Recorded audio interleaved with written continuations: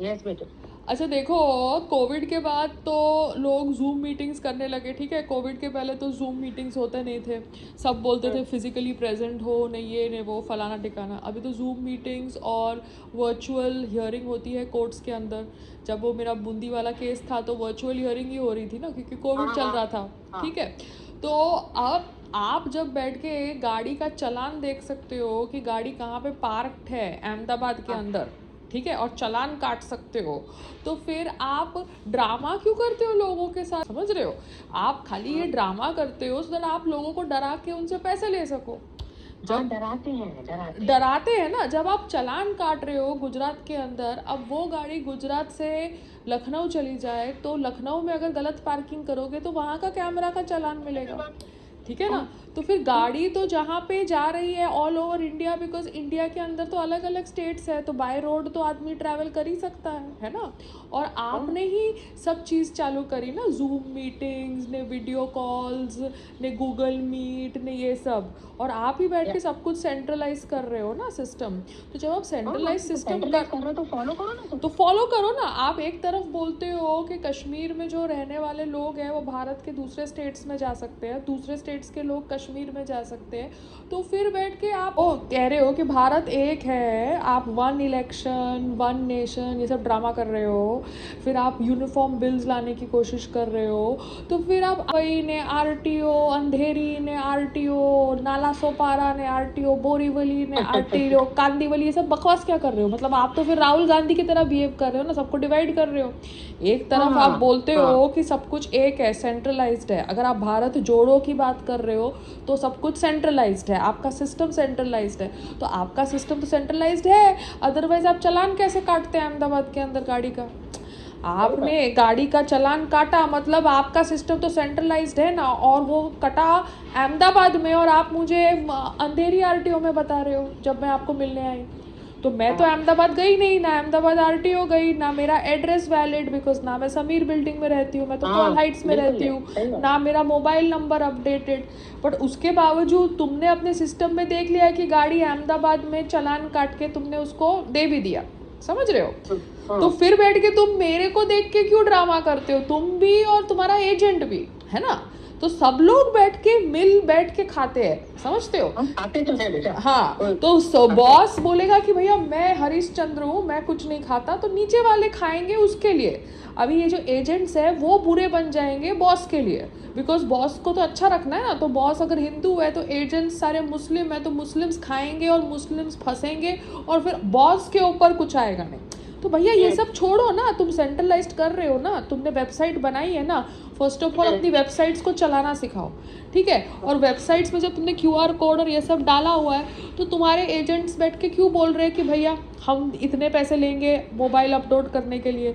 मतलब तुम्हारे वेबसाइट में भी, बिल्कुल गलत। तुम्हारे वेबसाइट में भी हम लोग इन्फॉर्मेशन डालते हैं तो वो अपलोड नहीं होती, क्यों, क्योंकि वो वेबसाइट को भी इंसान कंट्रोल कर रहे हैं, जो इंसान एजेंट्स की तरह काम कर रहे हैं, समझ रहे हो। और हाँ यही हाँ एजेंट्स आपकी वेबसाइट्स को हैंडल कर रहे हैं, और इसलिए आप, हम जैसे कस्टमर्स जो सेलिब्रिटी है सोचते हैं कि हमें नहीं जाना, और हमसे पैसे लिए जाते हैं, मगर हमसे पैसे लेने के बाद भी 3 महीने तक काम नहीं होता और डिफॉल्ट हो जाता है, ठीक है। और उसके बाद फिर हम ऑफिस जाते हैं तो हमको बोला जाता है वेबसाइट पे सब कुछ है, तो वेबसाइट पे सब कुछ है, तो कल मैंने जब ये देखा वेबसाइट, तो वेबसाइट पे तो मुझे कुछ भी अपलोड करने को पॉसिबल नहीं हो रहा था जब तक आज मैं ऑफिस नहीं जाई, समझ रहे हो। तो वेबसाइट्स भी इनकी कंट्रोल्ड है, इंसान ही कंट्रोल कर रहे हैं वेबसाइट्स को। तो you have to understand that website से तुमने सेंट्रलाइज्ड बनाया, तो फिर तुम बैठ के डिवाइड क्यों कर रहे हो सारे आरटीओस दैट को। Is again that corruption is there no in the blood. Corruption करे बगैर, रिश्वत लिए बगैर हिंदुस्तान चलता ही नहीं है। अब्रॉड जैसा थोड़ा है। आप फाइन जब लगा, फाइन लगा, सेंट्रलाइज्ड फाइन कर भरो, रहे हो, छुट्टी। आप जब खाते भी हैं और फाइन भी लगाते हैं। क्लिनिक्स है, ये क्लिनिक्स जो भी स्किन क्लिनिक्स हो या हॉस्पिटल्स हो जिनके ब्रांचेस है, अगर कोई हॉस्पिटल्स है जैसे एम्स है, एम्स के तो बहुत सारे ब्रांचेस है ना, तो उनका सिस्टम तो सेंट्रलाइज्ड होगा ना। आप ऐसे तो नहीं बोल सकते ना कि एम्स हॉस्पिटल में जो दिल्ली का एम्स है और जो यूपी का एम्स है वो बट सिस्टम तो उनका सॉफ्टवेयर तो सेम ही होगा ना मम्मा, जो उनके सिस्टम्स हाँ, में इंफॉर्मेशन डाल रहा है पेशेंट्स की। इसलिए मेरे को बाद में लगा कि कैसे ये लोग जाइडस में हमको डरा रहे थे, क्योंकि इनके पास इंफॉर्मेशन था सेंट्रल सिस्टम में, और वो सेंट्रल सिस्टम में से इंफॉर्मेशन लेके ये हमको डरा रहे थे, और हमको लगा कि बाप रे बाप क्या हो गया। अदरवाइज ये कैसे हमको डरा सकते थे ऐसे, आप समझ रहे हो। तो कोविड के टाइम पे तो मतलब मुझे लगता है रेडियोलॉजिस्ट सेंटर्स एंड हॉस्पिटल्स नकली स्कैन्स भी निकालते थे और लोगों को डराते थे कि भैया कोविड है, और लोग सोचता था कि हाय मेरे लंग्स में प्रॉब्लम है, कोविड है, और वो मानसिक प्रॉब्लम से मर जाता था, ना कि उसके लंग्स के प्रॉब्लम में, उसके मानसिक डर से उसका ब्रीदिंग छूट जाता था। You understand. उसके हाथ में वो ऑक्सीजन का वो लगा दिया और उसको लगा अरे 94, अरे 93, अरे 92, वो मानसिक स्ट्रेस से उसका फकिंग हार्ट फेलियर हो गया या वो चला गया। You understand. तो दिस इज रॉन्ग ना। तुम यहाँ पे भारत जोड़ो, हम सब वासुदेव कुटुंबकम, फकिंग नॉनसेंस, वासुदेव कुटुंबकम, जैसे आपके यहाँ सोसाइटी में वी आर फैमिली ने फकिंग नॉनसेंस करते रहते। क्या तुम एक चीज को साथ में ला रहे हो सेंट्रलाइज्ड करके, तो फिर तुम लोकेशंस को डिवाइड क्यों कर रहे हो? साथ में लाओ ना डेटा, सारा बात ही खत्म हो गई। सही बात। तुम बैठ के चालान काट सकते हो अहमदाबाद के अंदर, तो फिर बैठ के तुम मेरे को क्या बोल रहे हो कि गाड़ी का क्या। The problem is that I am a woman, so when I talk इनकी ईगो इतनी हर्ट होती है। तुम्हारे पास वो प्रेजेंस ऑफ माइंड है नहीं, मेरे पास है, तो मैं अगर औरत हूँ तो इसमें मेरा क्या कसूर है? But I am not abusing you, I am not mistreating you, I am just trying to accepted in society. Man का जो भगवान ने बनाया है ना, they don't want to accept it, right और रॉन्ग, गुड और bad, followed. No, but that is wrong ना। तुम अगर शिट बेच रहे हो तो मैं तुम्हारे शिट को क्यों खरीदूंगी यार? मैं तुम्हारे शिट को नहीं खरीदने वाली ना। ठीक है, ओके। बड़ा कश्मीर आर्टिकल 370 ये सब ड्रामा किया है, तो फिर भैया तुम बैठ के नहीं। But mamma see, you have to talk logic with me. जैसे कल मैं वो वीज़ा ऑफिस में गई, तो जब मैं वो वीज़ा ऑफिस में गई तो मुझे बोल रहे हो कि मैं टोपी नहीं पहन सकती। अरे मैं टोपी क्यों नहीं पहनूं? क्यों? इसलिए तो वहाँ पे प्रॉब्लम हुआ मेरे को। वो ऑफिसर, ये तो तूने अभी बताया। हाँ, कल मुझे वीज़ा ऑफिस में मुझे बोलते टोपी नहीं पहन सकती। आई से तेरे सामने वो एक लेडी बॉडी भी कवर कर रही है बुरखे से और फेस भी कवर कर रही है बुरखे से, ठीक है, और तू मुझे टोपी नहीं पहनने दे रही। वाई? बोलते नहीं उसका रिलीजियस आउटफिट है। आई सेड उसका रिलीजियस आउटफिट में उसको ये नहीं बोला गया कि फेस भी कवर करो, बॉडी कवर करने के लिए बोला गया है, बट अगर वो फेस भी कवर कर रही है तो वो वीज़ा लेने क्यों आई है? क्योंकि जब वो वीज़ा के लिए बायोमेट्रिक्स करेगी तो एक दूसरे पुरुष के सामने अपना फेस तो खोलने वाली है ना, और अपनी आंखें भी खोलेगी ना, और जब अपना फेस और आंखें खोलेगी एक दूसरे पुरुष के सामने और कैमरा के सामने, और वो कैमरा के पीछे 1000 लोग हो गए, तो फिर ड्रामा क्या करना है फेस कवर करने का अगर तुम वीज़ा लेने आए हो तो? और तुम्हारे इस एक्टिविटी से कोई गलत आदमी अपनी बॉडी और फेस दोनों कवर करके कुछ गलत चीज कर देगा गवर्नमेंट बिल्डिंग पे, तो तुम वो इल्जाम मुसलमानों पे डाल दोगे। वो हिंदू भी हो सकता है ऐसा करने के लिए, हिंदू भी हो सकता है, बिकॉज तुमने एक गलत कानून अलाउ किया है। तो तुम मेरी टोपी के पीछे क्यों पड़े हो? गलत प्रथा है ये। तुमने एक गलत प्रथा को एज अ रूल अलाउ कर दिया है एक गवर्नमेंट प्लेस में।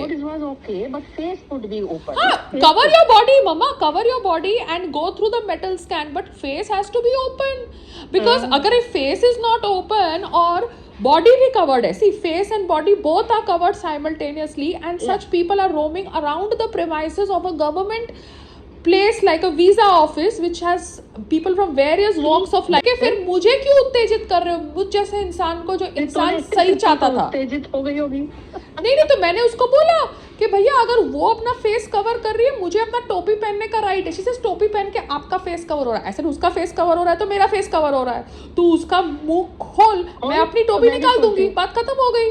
सिंपल सी बात है, rule have to be same no. फिर कुछ नहीं बोली, फिर चली गई।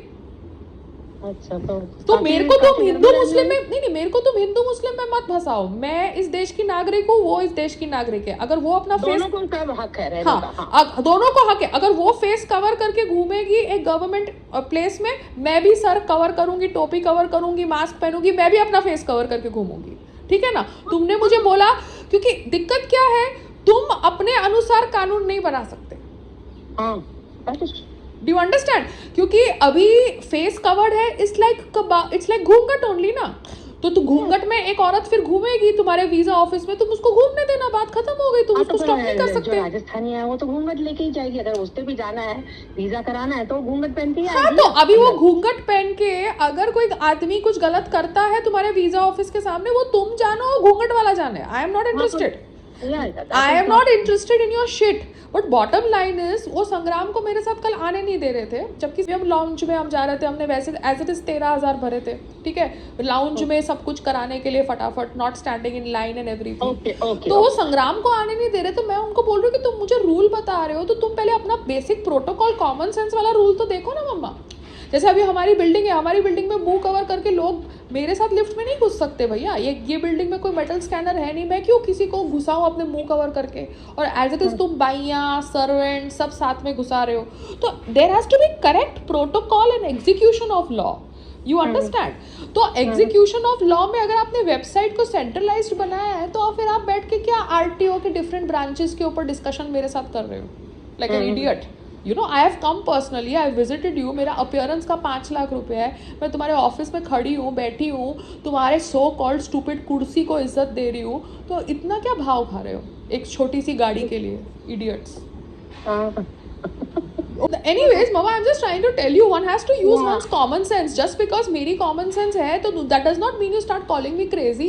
Just because that is what is happening, no, now this is what is happening. तुम 3 महीने से, himself is not understanding things. तुम 3 महीने से keep काम, on saying, तुम 3 महीने से काम नहीं कर रहे थे, तो मैं कल गई ना, अगर तुमने काम कर लिया होता पैसे आज लेके। भी तुम 10 मिनट पहले आके टाइम से जाते ना पागलों जैसे, बाद में तू गई मैं आया, तू गाया मैं गई। हाँ तो वो लेट हो रहा था, तो वो लेट हो रहा था, तो वो ऑफिसर का मुझे कॉल आया कि तुम आ जाओ, मैं निकल जाऊंगा वरना लंच पे, तो मैं टैक्सी में निकल गई, और टैक्सी वाले ने भी लेट किया, तो मैं पहले ऑटो में बैठ के, ऑटो से बैठ के चाय कॉफी पे मैंने टैक्सी वाले को बोला भैया तू वहाँ पे रुक, मैं आ रही हूँ, बिकॉज बहुत गर्मी है, मैं ऑटो में बैठ के इतनी गर्मी में नहीं जा सकती, इतनी सडनली गर्मी हो गई है। तो मतलब मैंने इतना एफर्ट किया, वो ऑफिसर को इतनी इज्जत दी, और वो ऑफिसर मुझे वेटिंग बार करवा रहा है, तो ठीक है तू करा, मैं खड़ी रही वहाँ पे बगैर पंखे में, मैं खड़ी रही वहाँ पे, ठीक है, okay bye. Okay dear bye.